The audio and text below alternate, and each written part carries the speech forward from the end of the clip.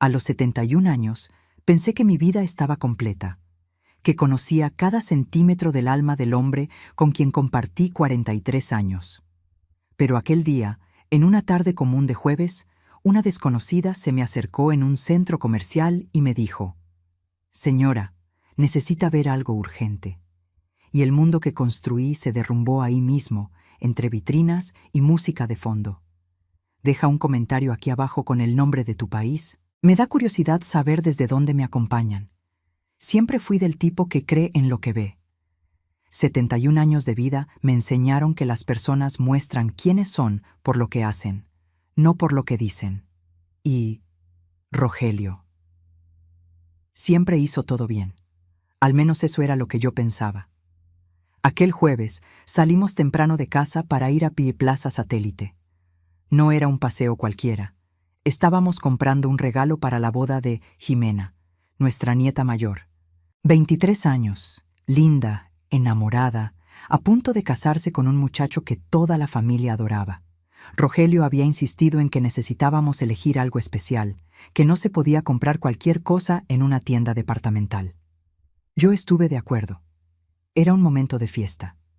La mañana fue amena. Caminamos de la mano por los pasillos, nos detuvimos a tomar un café con un panqué de naranja. Debatimos si Jimena prefería la vajilla blanca o la de colores. Él estaba de buen humor, sonriendo por todo, haciendo esas bromas flojas que me hacen reír desde hace más de 4 décadas. Pensé, con ese calor en el pecho que uno siente cuando es feliz sin un motivo específico, qué suerte la mía, qué buena vida. Ya casi terminábamos con la lista que armamos. Solo faltaba una última pieza, un platón de porcelana que la vendedora había dicho que estaba en la bodega. Entré a la tienda con Rogelio justo detrás, pero antes de llegar al mostrador, se acercó a mi oído y me dijo que el celular estaba vibrando, que era Inocencio, su socio en el despacho contable. Dijo que necesitaba contestar, que sería rápido. Me dejó con la bolsa y salió caminando hacia el pasillo. No sospeché nada. Rogelio siempre le contestaba a Inocencio. Los dos trabajaron juntos por 30 años y, aún jubilados, todavía se consultaban sobre inversiones, sobre clientes antiguos, sobre el retiro de empleados que pasaron por el despacho. Era normal. Siempre era así. Me quedé mirando las piezas sola. Tomé el platón, le di vueltas en las manos, me gustó el peso y la textura. Pensé en Jimena abriendo el regalo y sonriendo. Fue cuando sentí una presencia a mi lado. Era una mujer. Le calculé unos 50 y tantos años. Cabello corto, teñido de rubio, expresión de quien está a punto de decir algo difícil, pero ha decidido decirlo de todos modos. Me miró por un segundo demasiado largo antes de hablar. «Disculpe, ¿ese señor que estaba con usted es su esposo?» Dije que sí, naturalmente, sin entender la pregunta. Ella respiró profundo. Vi su pecho subir y bajar antes de abrir la boca de nuevo. «Entonces, usted necesita ver algo urgente. Hay momentos en la vida en que el cuerpo entiende antes que la mente». Mi corazón dio un vuelco. No fue un pensamiento, fue una sensación física, como si alguien hubiera jalado el suelo 1 centímetro hacia abajo. Yo ni siquiera había escuchado lo que me iba a mostrar y ya sabía que no era nada bueno. Sacó el celular de su bolsa con cuidado, como quien sostiene algo que puede lastimar. Dijo que se llamaba Candelaria, que trabajaba en una clínica de belleza ahí cerca, en el 2º piso. Dijo que frecuentaba esa plaza desde hacía 2 años y que hace algunos meses había empezado a notar a una pareja que aparecía cada semana, siempre a la misma hora, siempre en la misma zona del estacionamiento techado. Giró la pantalla del celular hacia mí.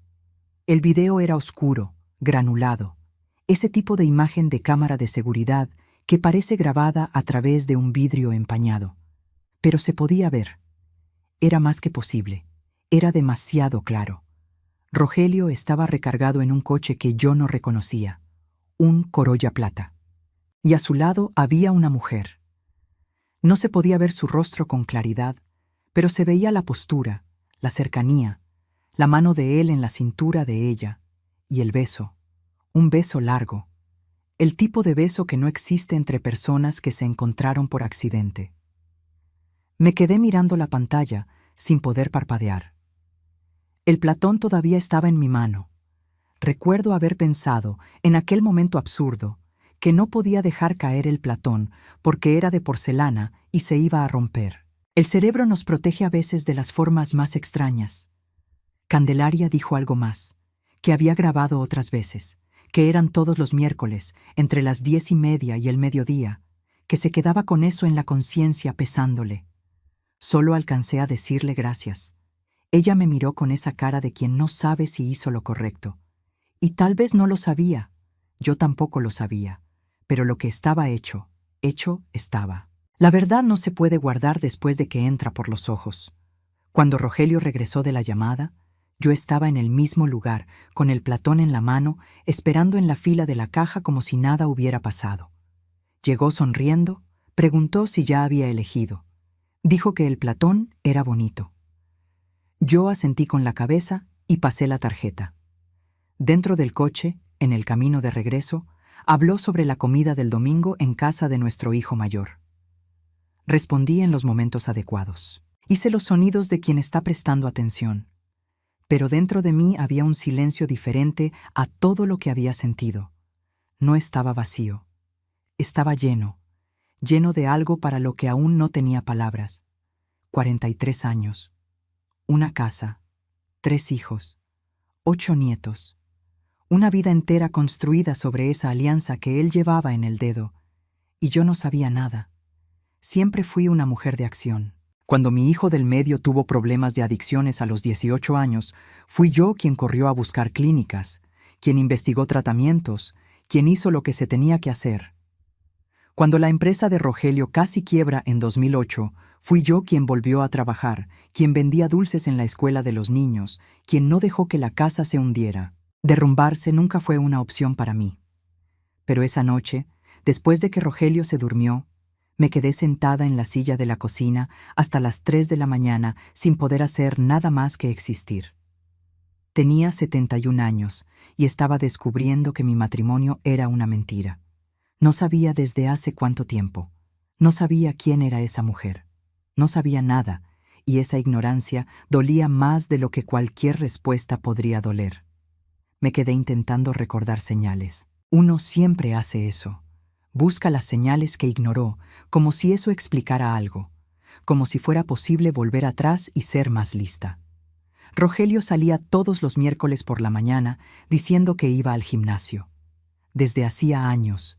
Nunca lo cuestioné porque regresaba sudado, con la mochila de entrenamiento, con olor a vestidor. O nunca presté atención de verdad. Recordé algo pequeño que pasó hace unos 6 meses. Estábamos cenando y su celular vibró en la mesa. Miró rápido, muy rápido, puso la pantalla hacia abajo y dijo que era spam. En ese entonces no pensé nada. Ahora aquello regresaba con un peso diferente. Pasé la noche entre la rabia y un cansancio que no era del cuerpo. Era del alma. Ese tipo de agotamiento que viene de darse cuenta de que confiaste completamente en un ser humano y ese ser humano no merecía todo lo que le diste. A la mañana siguiente, Rogelio se levantó, desayunó, me dio un beso en la frente como hace todos los días y salió a caminar. Lo miré por la ventana, a este hombre de 73 años con el cabello blanco y los lentes de aumento que siempre le ayudaba a buscar cuando los perdía, y pensé, ¿cuánto tiempo? ¿Cuánto tiempo llevas haciendo esto? Decidí que no lo enfrentaría todavía. No por cobarde. Fui maestra por 32 años. Aprendí a no actuar al calor de la emoción cuando hay algo importante en juego. Los niños me enseñaron eso. Cuando un alumno hace algo malo y explotas al momento, pierdes la autoridad moral. Pero cuando esperas, cuando te preparas, cuando tienes todo en la mano antes de hablar, la conversación sucede de la manera correcta. Necesitaba más información antes de abrir la boca. Llamé a mi hija de en medio, Fernanda. Ella vive en la Ciudad de México. Trabaja como asistente jurídica en un despacho de derecho familiar. No le conté todo todavía. Solo dije que necesitaba entender cómo funcionaban los procesos de divorcio cuando había adulterio comprobado. Se quedó callada por un segundo, Luego preguntó si todo estaba bien. Dije que era solo curiosidad, que una amiga estaba pasando por eso. No me creyó, pero tampoco insistió. Me dio la información básica. Esa tarde, mientras Rogelio dormía la siesta de cada jueves, fui a la clínica de belleza en el segundo piso de la plaza. Candelaria estaba allí. Me recibió con esa misma mirada de antes, mezcla de culpa y alivio. Conversamos por casi una hora. Me mostró otros 3 videos, diferentes semanas, siempre el mismo horario, siempre aquel coche, siempre aquella mujer.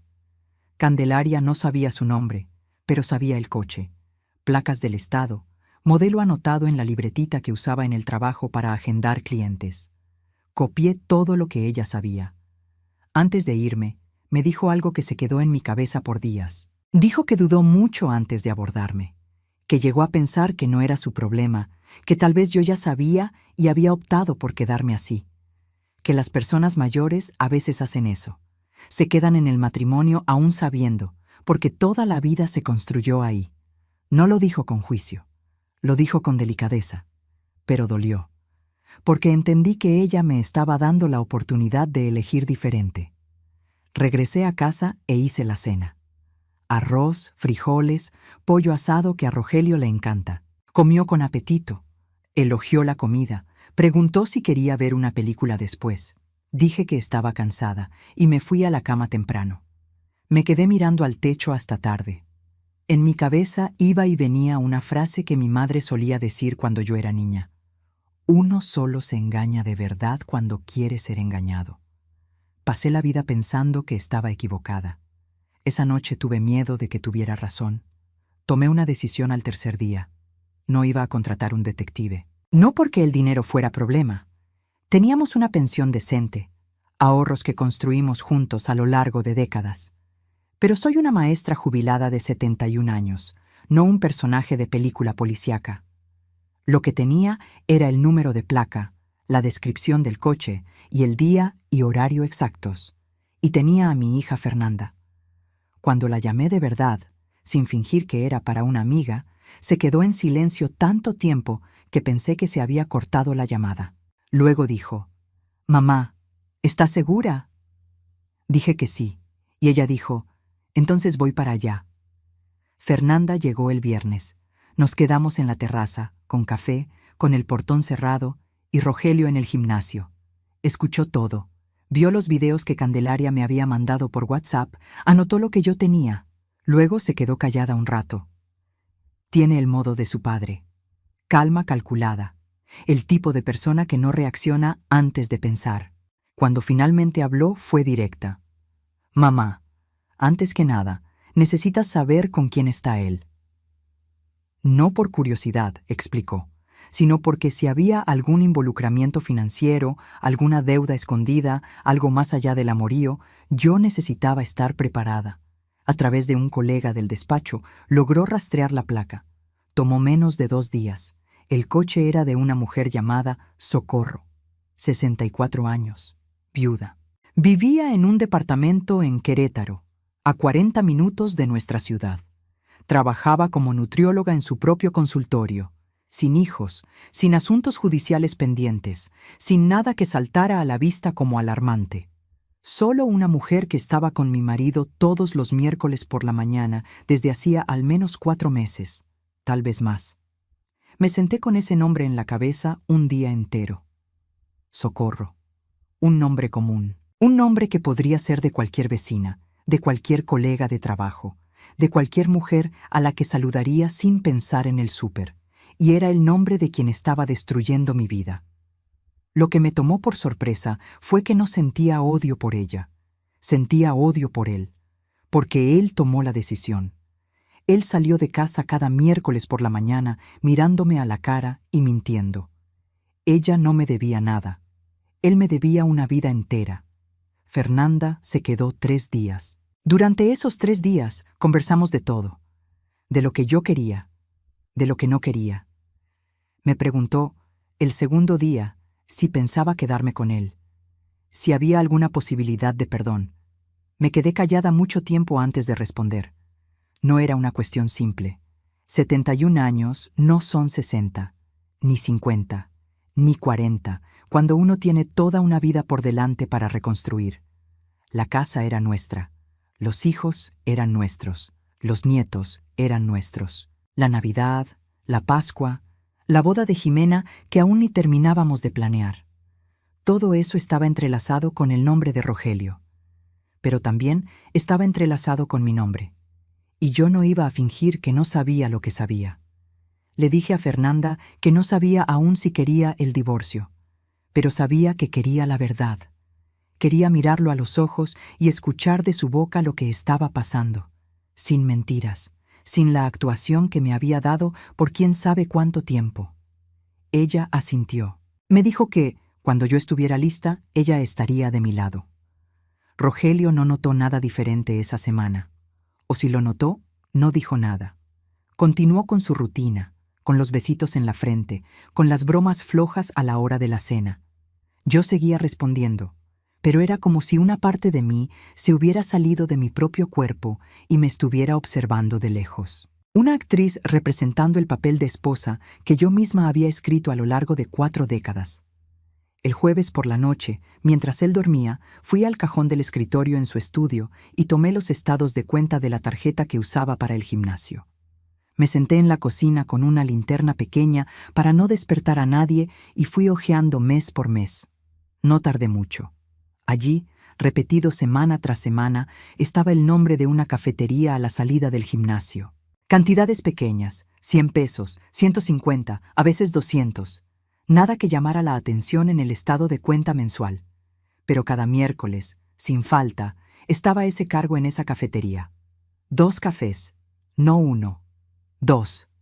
Cerré los ojos. Respiré profundo 3 veces. Luego guardé todo exactamente como estaba.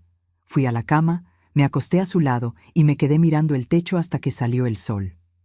El momento de la verdad llegó en una tarde de lluvia. No fue planeado como lo había imaginado. No hubo preparación larga, ambiente controlado, ni mi hija a mi lado. Sucedió porque a veces la vida no espera a que uno se prepare bien. Era sábado. Estábamos los 2 en casa. Rogelio estaba en la sala viendo un partido de fútbol y yo estaba doblando ropa en el cuarto cuando su celular, que había dejado cargando en la cabecera, vibró. Miré sin querer. Era un mensaje de un contacto guardado solo con la inicial. Cira. Me quedé inmóvil unos segundos. Entonces tomé el celular. No fue premeditado. Fue instinto. El mensaje decía: ¿la próxima semana va a funcionar? Te extraño. Dejé el celular en su lugar. Fui a la ventana. Miré la lluvia caer en el jardín que yo misma planté, las begonias rosa que nacieron el año pasado, el árbol de mango que Rogelio plantó cuando nuestro hijo mayor nació y que hoy ya da frutos. Ese jardín era nuestra historia. Era el tiempo que pasamos juntos. Y entré a la sala. No grité. No aventé nada. No dije ni una sola palabra agresiva. Me senté en el sillón frente a él. Esperé al medio tiempo del partido y dije su nombre. Socorro. Solo eso. Giró el rostro hacia mí con una lentitud que me lo dijo todo antes de cualquier palabra. El rostro de quien está calculando qué tanto sabe el otro. Entonces hablé. Conté todo. Los videos de Candelaria, la placa, el nombre, los estados de cuenta, los miércoles. Hablé con calma, como una maestra explicando un tema difícil a un alumno que necesita entender. Sin llanto, sin gritos, solo palabras. Se quedó en silencio mucho tiempo. Y entonces dijo que me iba a explicar, que era complicado, que no era lo que yo estaba pensando. Dije que no quería explicaciones, quería la verdad. Había una diferencia. Tomó casi 1 hora que saliera todo, casi 1 hora de silencios, de medias palabras, de intentos de suavizarlo. Pero al final, la verdad es simple y fea cuando aparece. Se conocieron en el gimnasio, 18 meses atrás. Ella iba al mismo horario. Empezaron a platicar en el café de la esquina después del entrenamiento. Dijo que fue pasando, que no fue planeado, que nunca quiso lastimarme. Escuché esa frase, nunca quise lastimarme, y sentí algo extraño. No rabia, una especie de tristeza envejecida, esa que ya pasó por la etapa del dolor agudo y se volvió algo más permanente. Nunca quiso lastimarme, pero lo hizo por 1 año y medio. Nunca quiso lastimarme, pero se despertó cada mañana, me miró a los ojos, me dio el beso de buenos días y eligió mentir.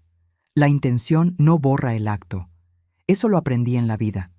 Le pregunté si quería terminar el matrimonio, irse con ella. Dijo que no. Dijo que me amaba, que la familia era lo que más le importaba, que había sido un error, una debilidad, que estaba arrepentido. Me levanté. Fui a la cocina. Bebí un vaso de agua. Miré por la ventana el jardín empapado. Tardé unos 5 minutos así, sola con mis pensamientos. Cuando volví a la sala, dije que necesitaba tiempo, que iba a dormir en el cuarto de Fernanda ese fin de semana, que aún no sabía qué quería hacer, pero que él necesitaba entender algo. Yo no iba a estar fingiendo. Si decidía quedarme, sería con la verdad abierta entre nosotros.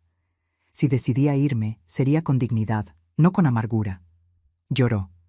Nunca había visto a Rogelio llorar así, ni en el entierro de su madre. Esas lágrimas me hicieron algo que no esperaba. No me ablandaron, pero me llenaron de una claridad que no tenía antes. Yo era más fuerte que él. Siempre lo fui. Solo no me había dado cuenta, porque nunca necesité serlo. Los días que siguieron fueron los más silenciosos de mi vida. Llamé a Fernanda, le conté lo que había pasado. Quiso venir de inmediato. Dije que no todavía, que necesitaba un tiempo sola para pensar. Lo respetó, pero llamaba diario. Rogelio se quedó en casa, caminando de puntitas, cocinando, ofreciendo ayuda, tratando de ser útil de una manera que solo mostraba lo desesperado que estaba.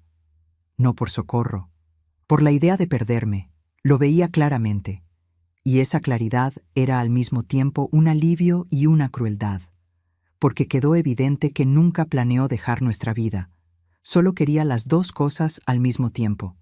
Me quedé pensando mucho en algo. ¿Qué habría hecho si Candelaria no me hubiera abordado? ¿Cuánto tiempo habría durado? ¿Años? ¿Hasta cuándo? Aquella mujer que apenas conocía, que se preocupó por una extraña en una plaza, había cambiado el rumbo de mi vida. Sentí una gratitud extraña por ella, mezclada con una rabia igualmente extraña por tener que estar agradecida por algo así. Al 5.º día, tomé una decisión. No me iba a divorciar, no todavía. No porque fuera debilidad o porque tuviera miedo a estar sola. No tengo miedo de estar sola. Crié hijos, enfrenté enfermedades, trabajé 32 años. Sé vivir. Pero 71 años me enseñaron que algunas decisiones irreversibles merecen más que una semana de dolor para ser tomadas. Lo que quería era una condición innegociable. Él necesitaba terminar el contacto con Socorro, completamente. Sin despedidas prolongadas, sin el «podemos seguir siendo amigos», y necesitaba ir a terapia. No por mí, por él mismo, para entender qué lo llevó a hacer eso en lugar de simplemente hablar conmigo sobre lo que no estaba bien, porque eso era lo que me dolía de una manera diferente. No era solo la traición, era el silencio que vino antes de ella. En algún momento, años atrás, tal vez, Rogelio había dejado de contarme lo que sentía de verdad, y yo no me había dado cuenta. Esa era mi parte en la historia. No la culpa por lo que él hizo, porque la culpa era toda suya. Pero la parte que me tocaba investigar, ¿cuándo dejamos de ser, de hecho, una pareja? Lo llamé para platicar en la terraza. Era el final de la tarde, esa hora en la que el sol pega de lado y pinta todo de dorado. Un cielo absurdamente bonito para una conversación tan difícil. Le dije todo esto, sin rodeos, sin drama. Dije lo que quería, dije lo que esperaba. Dije que no sabía si iba a poder confiar en él de nuevo, pero que quería intentar descubrir si era posible. Que yo iba a ir a terapia también, no por él, sino porque yo misma necesitaba procesar lo que estaba sintiendo. Escuchó todo sin interrumpir. Al final, dijo que sí a todo, que haría lo que fuera necesario, que era lo mínimo que podía hacer. No sentí alivio. No fue ese momento de catarsis que aparece en las películas. Fue más silencioso que eso. una especie de asentamiento, como cuando baja la marea y ves el fondo del mar por primera vez. Fernanda vino el fin de semana. Nos quedamos las dos en la cocina un buen rato, mientras Rogelio salía a caminar. No estuvo totalmente de acuerdo con mi decisión. Dijo que yo merecía más, que no tenía por qué aceptar eso. La escuché con atención y dije que lo sabía, pero que merecía también tomar mi propia decisión sin que nadie decidiera por mí qué era suficiente. Me abrazó por un largo tiempo. Esas hijas que uno cría pensando que las va a proteger toda la vida, y de repente son ellas las que te están sosteniendo de pie. Fui a hablar con Candelaria una semana después. Quería agradecerle de verdad, mirándola a los ojos. Se sorprendió de verme. Tomamos un café y le dije que lo que hizo fue valiente, que sabía que no era fácil meterse en la vida de una extraña.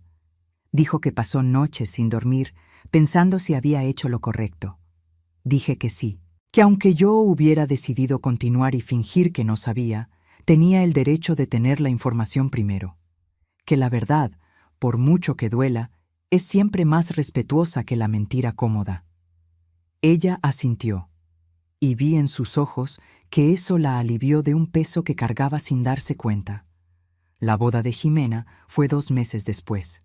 Yo estaba guapísima, de azul marino, con mi cabello blanco arreglado, los aretes de perlas que me regaló Rogelio en nuestro 30º aniversario y una sonrisa que no tuve que fingir. Porque ese día era de fiesta. Ese día era de mi nieta. Rogelio estaba a mi lado. Entregamos el platón de porcelana que compramos aquella tarde de jueves, el mismo que sostuve en la mano mientras el mundo se derrumbaba. A Jimena le encantó. Rió, nos abrazó a los dos, se tomó fotos. No le conté nada. No era el momento. Tal vez nunca sea necesario. Las cosas no volvieron a la normalidad después de aquel día en la plaza. Lo normal ya no existe. Lo que existe es una versión nueva de nosotros dos, más honesta, más frágil en algunos momentos, más deliberada. Rogelio va a terapia cada martes. Yo voy los jueves. A veces platicamos sobre lo que descubrimos en esas sesiones. Es incómodo. Es también, sorprendentemente, el diálogo más verdadero que hemos tenido en muchos años. Él terminó el contacto con Socorro. No pregunto los detalles de cómo fue. No quiero saberlo. Lo que importa es que está hecho. Hubo noches difíciles. Hubo mañanas en las que desperté mirándolo dormir y sentí todo ese dolor de nuevo, como si fuera la primera vez. Nadie te avisa que la traición no duele solo una vez. Duele en olas, en días aleatorios, cuando menos lo esperas. Cuando abres un café los miércoles o escuchas una canción que sonó en un momento feliz, que ahora parece contaminado. Pero también hubo noches en las que platicamos más de lo que habíamos platicado en años. En las que me contó miedos que yo no sabía que tenía. En las que yo le conté cosas sobre mí misma que me había tragado en silencio porque pensé que no eran importantes. Aprendí que el silencio dentro de un matrimonio es más peligroso que cualquier pelea. La pelea pasa, se resuelve, limpia. El silencio se acumula. Hay algo que no ha salido de mi pensamiento en todos estos meses. Candelaria me preguntó, aquel primer día, si aquel hombre era mi esposo. Y mi respuesta fue automática, segura, sin titubear. Sí, lo es. Hoy todavía respondería que sí, pero con más conciencia de lo que ese sí significa. No es posesión. No es la certeza absoluta de que la vida será perfecta. Es una elección renovada, hecha con los ojos abiertos, sabiendo lo que sé, aceptando lo que es posible arreglar y viviendo con lo que quedó marcado. 71 años me enseñaron que el matrimonio no es un estado permanente. Es una acción continua. Eliges cada día. Y cuando dejas de elegir, ahí es cuando la otra persona empieza a buscar lo que falta en otro lugar. No estoy diciendo que fuera mi culpa. No lo fue. Él tomó sus decisiones y era suficientemente adulto para actuar diferente. Pero también aprendí a no ser negligente con mi propia parte en la historia. Fui al panteón recientemente a visitar la tumba de mi madre. Llevé flores del jardín, las mismas begonias rosa. Me quedé un rato allí de pie, escuchando el viento, pensando en ella. Ella solía decir que un buen matrimonio es el que dura. Estuve de acuerdo con ella por mucho tiempo. Hoy pienso distinto. Un buen matrimonio es el que es honesto. Que dure con la verdad es mejor aún. Pero durar en la mentira no es una victoria. Es solo postergar lo inevitable. Yo elegí intentar. Eso es mío. No es debilidad ni es derrota. Es la elección de una mujer que miró su propia vida y decidió qué quería hacer con ella. Y si mañana cambio de opinión, también es mi derecho. Tengo 71 años. Planté un jardín, crié 3 hijos, enseñé a cientos de niños a leer, atravesé décadas de vida con mi propia fuerza. No necesito que nadie defina qué es bueno para mí. Lo que sé con seguridad es lo siguiente. Aquella tarde de jueves, en Plaza Satélite, cambió algo en mí de forma permanente. No solo porque descubrí la traición, sino porque descubrí que incluso después de 7 décadas, todavía puedes sorprenderte de quién eres capaz de ser cuando la vida te pone a prueba. Soy más fuerte de lo que sabía. Y eso, nadie me lo quita. Si llegaste hasta aquí, muchas gracias por acompañar esta historia de principio a fin. Si te tocó de alguna forma, deja un comentario aquí abajo. Cuéntame. ¿Has pasado por una traición? ¿Has encontrado fuerza en ti misma cuando pensabas que ya no tenías? Tu historia importa y me encantaría leerla. Si aún no te has suscrito al canal, este es el momento. Presiona el botón de suscripción ahora. Activa la campanita de notificaciones para no perderte ninguna historia nueva y deja tu like. Eso ayuda mucho al canal a crecer y a llegar a más personas que necesitan escuchar historias así. Y si quieres formar parte de nuestra comunidad más de cerca, únete como miembro del canal. Los miembros tienen acceso anticipado a las historias, pueden participar en conversaciones exclusivas y son la razón por la cual este trabajo sigue siendo posible. Te espero allá. Hasta la próxima historia. Nota. Esta narrativa contiene elementos ficcionales creados para fines de reflexión y entretenimiento. Cualquier parecido con nombres o situaciones reales es mera coincidencia. Pero las lecciones sobre confianza, familia y elección son muy reales.